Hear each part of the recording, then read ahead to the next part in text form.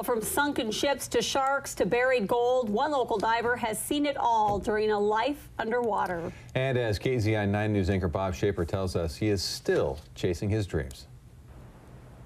Back in the beginning, before he was sent to Vietnam, Rick Schmidt dove to ease the pain. After breaking his back at the age of 14, he spent a year trapped inside a steel body brace.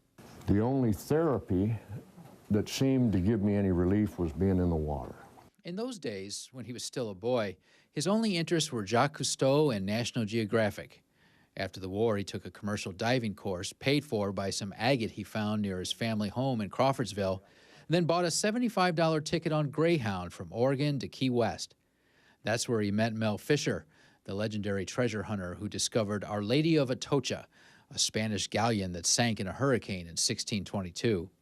The ship was returning to Spain, carrying a full load of gold, silver, gems, and jewels. It was 54 feet deep here, but it's only 12, 13 feet deep up here. For over 20 years, Smitty, as he prefers to be called, dove the Atocha wreck off and on. He also did commercial diving jobs here in the Pacific Northwest and sometimes taught at Seattle's Divers Institute of Technology. But it's the Atocha that Smitty can never forget.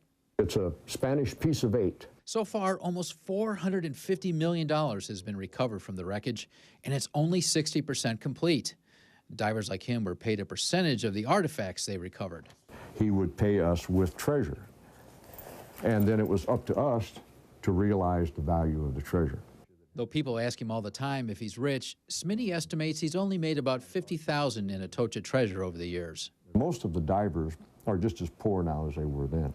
Treasure is only worth what someone is willing to give you for it. Now 64, Smitty can't dive anymore because of a bout with cancer. But his appetite for discovery is healthier than ever. That desire to find something both ancient and new.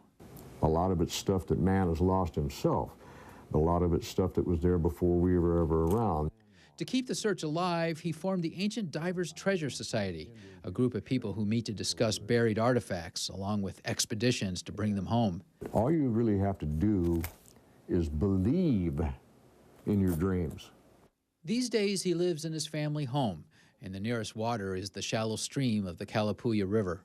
But after 48 years underwater, he can always close his eyes and dive for his own memories.